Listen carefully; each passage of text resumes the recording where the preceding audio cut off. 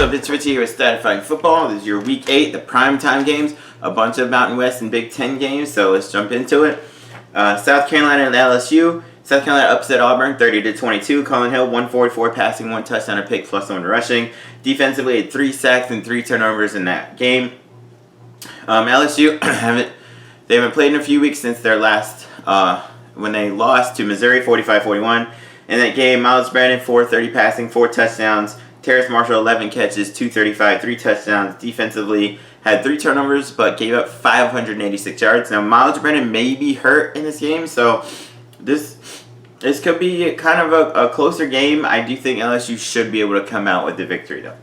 All right, Louisiana Monroe and South Alabama Jaguars. Louisiana Monroe, their last game a few weeks ago, they lost 40-7 at Liberty. Colby Suits, not very good, 13 of 29, 78 yards, 2 picks, only 198 yards of offense, 3 turnovers, and 11 penalties. South Alabama, they're pretty decent offense this year. They beat Texas State 30-20. Desmond Charter played very efficient, 18 of 22, 187 and a touchdown. Carlos Davis ran from 113 and a touchdown. I think South Alabama should be able to handle Louisiana Monroe. All right, first Mountain West game, Utah State and Boise State. Utah State coming off a 7-6 year. They had 13 returning starters. They have a linebacker, Troy Leffigan, 104 tackles from last year. They have a decent quarterback, a grad transfer, Jason Shelley from Utah, coming in there. He has been named the starter. He has started the last couple of years at Utah, so he should be pretty good for them. Boise State, of course, they're a favorite in the group of 5. 12-2 last year. 11 returning starters. Hank Bachmeier, they kind of went through 3 different quarterbacks. They all got hurt. They all played really well, though. But Bachmeier, he's the headliner. Over 8, led them to an upset of FSU in the first game last year, just as a true freshman. Just under 1,900 yards, 9 touchdowns, and 6 picks. George Holani, 1,014 rushing yards and 7 touchdowns. They've had a 1,000-yard rusher for, I think, like 10 or 11 consecutive seasons. I think if they get it again, which will be hard in limited games, but if they get it again, I think that'll be an NCAA record. And then Khalil Shakir, 63 catches, 870 yards, and 6 picks. Boise State, they've been the winningest team in the entire country over the last 20 years, and I think they keep rolling in this first game. All right, Wyoming and Nevada, kind of 2 strengths going on. Wyoming always has a really good defense. Nevada, the past couple of years, has had a pretty good air raid offense. Wyoming was 8-5. They have a good quarterback coming back, and Chambers, he's more of a runner, not really a passer. He ran for 567 and 10 touchdowns. He passed for only 915, 7 touchdowns and 3 picks. One of the best running backs maybe in the country is Xavier Valladay.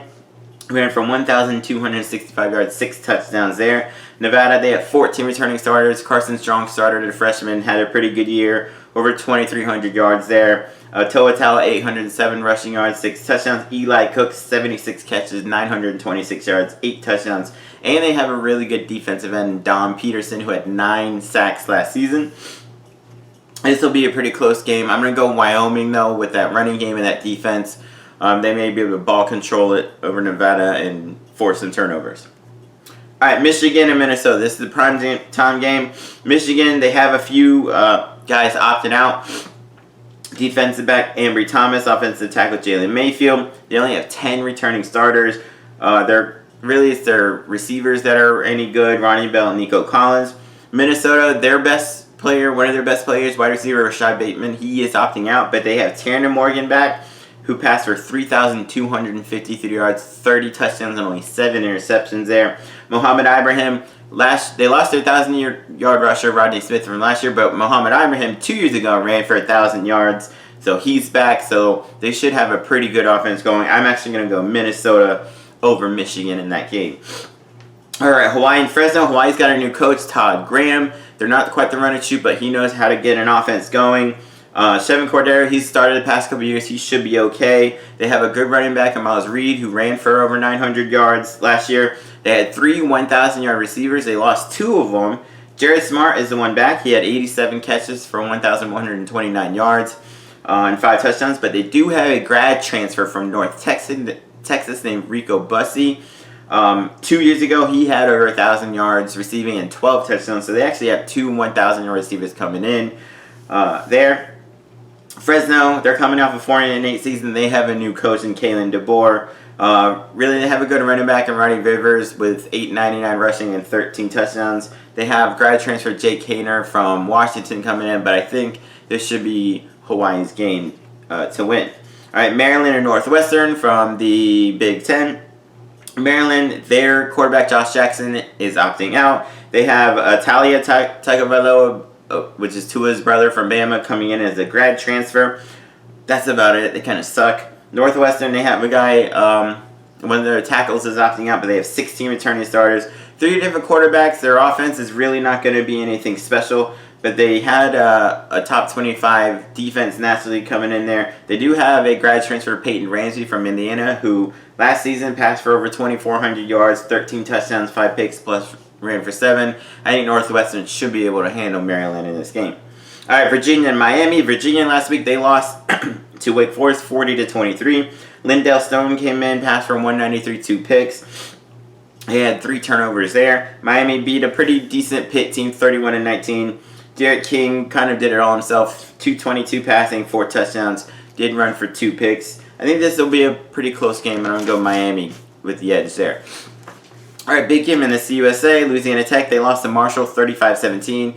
Luke Anthony, they really didn't have a whole lot going for them offensively. Their best game was actually their wide receiver, Adrian Hardy, 9 catches, 102, and a touchdown. They only had 7 rushing yards in that game. They got to do a lot better than that. UTSA, they lost their last 2 games against pretty good teams in BYU and Army, and pretty close. They only lost 28-16. I know Lowell Narcisse passed for 155 and a touchdown, plus added 47 rushing. Sincere McCormick ran for 133, and Zachary Franklin 12 catches, 130 yards, and 2 touchdowns. This has the potential to be a bit of a shootout. I'm actually going to go... I hate going against Louisiana Tech. They've been really good the last few years. But I'm kind of leaning towards UTSA here. Man. Yeah, Louisiana Tech's only favored by 1. Yeah, I'll go UTSA with the victory. All right, huge game in the American and across the nation. Cincinnati and SMU both undefeated, both in the top 15 or something. Cincy, though, a few weeks ago, they beat USF 20-7, but Ritter did not have a very good game. He had 2 touchdowns, but 3 interceptions. He cannot do that against a high-powered SMU offense. Jared Dokes ran for 102 and a touchdown. Defensively, it was what won them that game. They had 3 sacks, 5 turnovers, and a kick return touchdown. SMU had an awesome win against Tulane in overtime, 37-34. Shamby Show, 384 passing, 2 touchdowns. They had 3 guys go over 100 receiving yards. Rasheed Rice, 7 catches, 139 and a touchdown. Danny Gray, 5 catches, 133 and a touchdown. And Tyler Page, 4 catches for 101. They have 581 yards. I honestly don't think this will be close. I think SMU destroys Cincinnati here. The next game, Texas State, BYU. Texas State lost to USA 30-20. Brady McBride, 260 passing and a touchdown. That's about all they had. BYU, they had a nice win against Houston, 43-26. Zach Wilson seems to be maybe a dark horse Heisman candidate, 400 passing yards and 4 touchdowns. Dax Milne, 9 catches, 184 and 3 touchdowns. I think BYU shouldn't have too much trouble with Texas State.